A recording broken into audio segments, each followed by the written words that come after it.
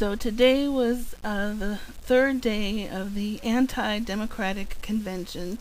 It was the day that Bill Clinton addressed the Democratic Party, and he did his job.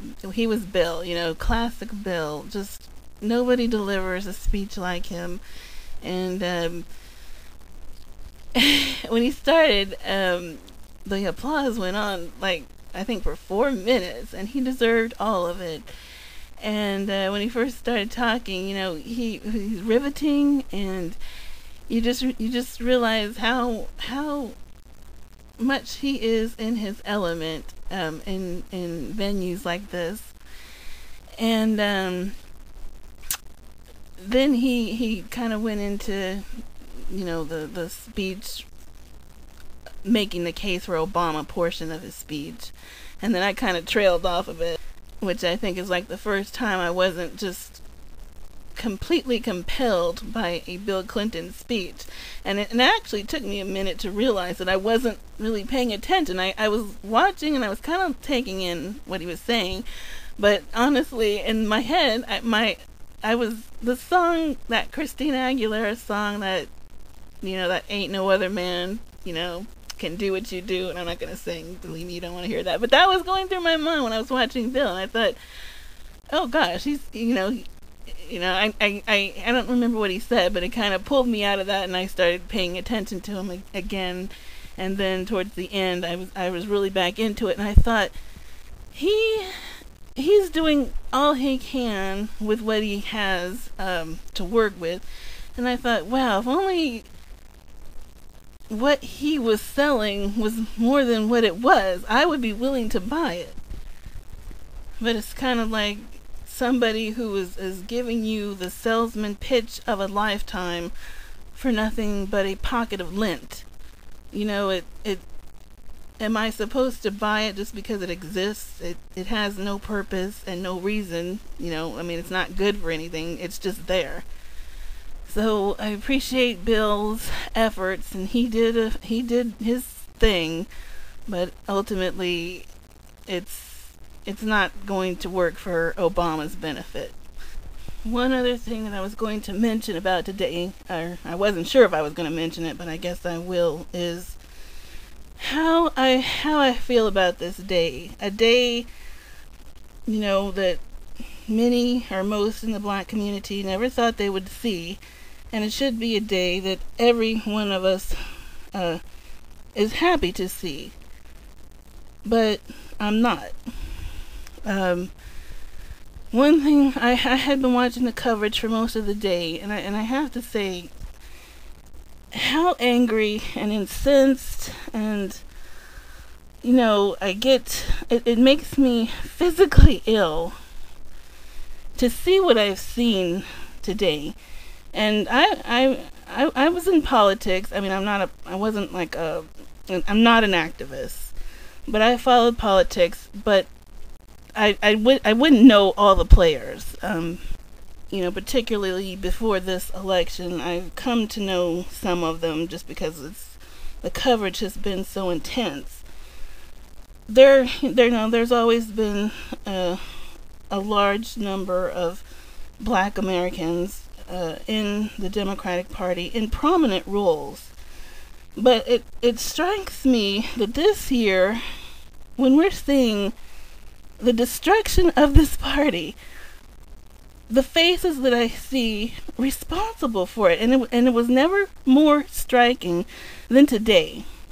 The first person that I saw today was Donna Brazile, and it was on CNN, and they were doing a behind-the-scenes thing. They wanted to show how all those signs that all the crowd, the delegates wave when somebody comes out to speak, and they were showing them distributing these signs for yesterday's event. And Miss Donna was giving the tour, and she went down, I guess, under the stadium floor, and she had on her yellow jacket, signaling that she was one of those whips that keeps people in line on the floor. And she was pulling out one of the signs from a bin of them, and she took one right off the top. And she looked at it, and it was one of those tall blue ones, and she was going, ooh, ooh, ooh, like, she was impressed by it. And then she flipped it around, and it was that sign that has the word unity on one side, and on the other side it had the name Hillary.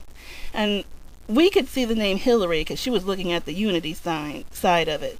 But when she flipped it around and she saw Hillary's name, she immediately stuffed it back into the bin and started to rummage it through until she found one that had Obama's name on it. And she did this right in front of the camera and right in the midst of this call for unity. And then later that day, I saw that James Clyburn, and he was on Fox. And they were talking about, his defunct relationship with Bill and Clinton. And I forgot who was interviewing him, but he was asked about the criticism or, the strained relationship with Bill, and how Bill had said that never had he been labeled a racist or thought of being a racist by people until that Clyburn had made those comments in South Carolina. And all he could say was he had done nothing to be ashamed of in this election, and he was proud of his behavior. Of course, never, owning up to the damage not only that he did to Bill and Hillary, but to relations between Black Americans and white Americans for his own benefit. And then later, still in the day, that woman, that black woman, I don't know what her name is, but she's the chair of the DNC bylaws committee. She was the one that was heading up that, the RBC meeting. And her smug self was up there, and they were asking her, well, what's going to happen with the roll call? Is that something that's still? Oh, we're working it out. Don't you worry. We're taking care of it. And she knew what was happening, was going to happen, but she's just pussyfooting around. And these, it's hard to explain.